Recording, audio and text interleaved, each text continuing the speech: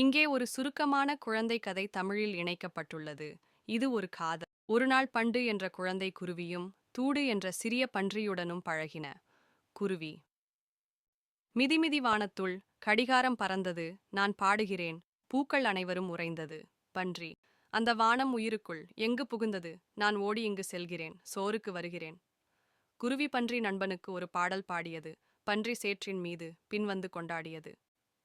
குருவி: பழைய நினைவு பால், அன்பின் தொகுப்பு, கூட்டி நம் நண்பர்கள் வாழும் இன்பங்கள். யாரும் நடனமாட மகிழ்ச்சி வீடுமா, பாண்டியரால் தனியே, இந்த கதை நேற்றே முடிவடைந்தது. உறவுகளும் எப்போதும் இங்கு வேண்டும், பயிரின் காய்கள் போல பெருமிதம் இங்கு வேண்டாம். இவ்வாறு குருவி பன்றியும் இனிமேலும் நண்பர்களாக வாழ்கையை சந்திக்க கதை முடிந்தது.